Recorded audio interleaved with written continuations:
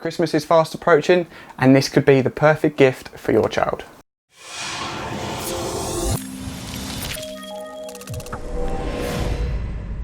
Hello, Nick here from TechNuovo and welcome back to the channel. Today I have this with me. It's the Pebble Gear Frozen 2 tablet, which has been specifically designed just for kids. Before we get into it though, please show some support for the channel and help us grow by subscribing, chatting to us in the comments below and hitting that thumbs up button. Okay, so the Pebble Gear tablet has been designed with kids in mind, and the tablet offers access to an array of games and ebooks as well. This version I have here is the Frozen edition, but they do a Mickey Mouse one, Toy Story and Cars editions too. The tablet features a 7-inch touchscreen display. It's got a standard quad-core processor, 1GB of RAM, 16GB of onboard storage, and a 2700 mAh battery. It's a fairly average spec in today's market, but that's not the key feature here. It's the parental controls and the App Store, but more on that later. In the box you get the tablet, a thick rubber bumper case, power brick and USB cable, plus a user manual. With kids in mind, they drop things all the time. I know this, my daughter smashed an iPad before, which wasn't great for anyone. With this tablet you get a thick rubber case which protects the tablet from bumps and falls, and if you dropped it on a flat surface like your floor, the screen itself should be protected, as the case sits proud at the front for this very reason. It's not indestructible.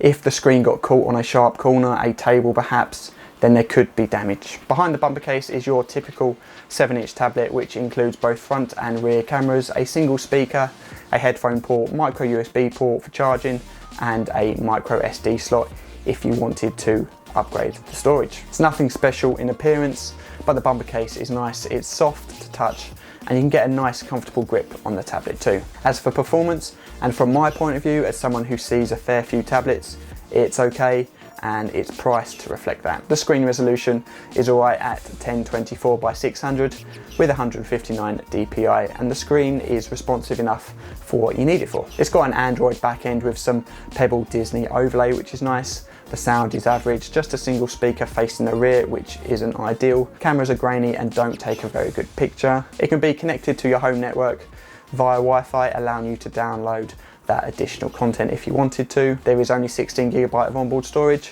which should be enough as the games available are not huge, and you can always upgrade that with a separate SD card if you wanted. From my 6-year-old's point of view, she loved it and thought it worked perfectly. She found it easy to navigate, the buttons on screen are big, there isn't too many menus or options, it has a very child-friendly interface. Now on to one of the key features of the tablet, and that's its parental controls, and I have to say, they're pretty good. Upon initial setup, you're given the option to set up the parental controls under a parent profile, which is passcode protected. The emphasis on the usage of the tablet is prominent, and it allows you to set which days, time frames and the duration your child is allowed to play the tablet. For example, they can use the tablet for 1 hour during 4 to 5 p.m. on a weekday and say 2 hours on a Saturday only, and if they try outside these times they just can't.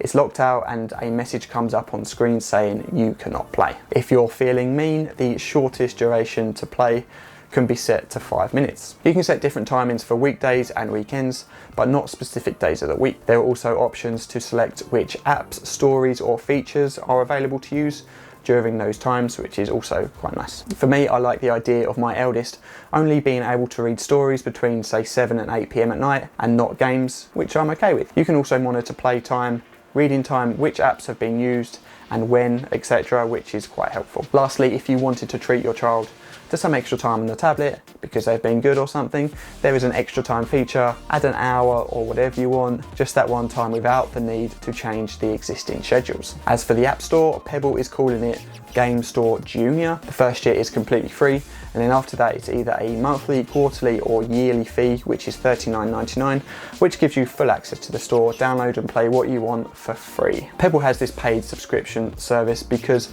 all the apps are ad-free and they don't include any of those in-app purchases either. You've seen the headlines, an 8-year-old spends £500 on gold or gems. Well, that won't happen here. I'm pleasantly surprised at what apps are available too, as I thought they may be unknown rubbish games, but in fact you've got things like Subway Surfers, Rayman, Pac-Man, and of course that Disney content too. My daughter played a number of games which I helped her with, but when it was my turn, I tried a few games, Pac-Man Racing being one of them, which ran perfectly fine and I really enjoyed playing it. The other feature being an e-reader works well too. We sat there and read a number of stories together with bright, colourful pictures, and it was great. I really like this Pebble tablet.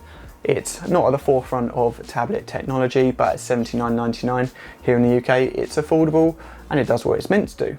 Keep the kids entertained as a treat or a reward. I like the Disney affiliation. I like that I don't need to worry about ads and random purchases within games, and I like the parental controls. I'm in two minds as to whether I want the ability to play video content. It would be good, but I do like the idea that this is purely a games console or e-reader. It's a solid 7 out of 10 for me, while my daughter gave it a 9 out of 10, and it only lost a point because I told her it didn't have Netflix. That's a wrap on this video. If you've stuck around, then thank you very much. Make sure to give this video a thumbs up if you have enjoyed it, and if you want more, make sure you hit that subscribe button and our future videos will pop up in your feed.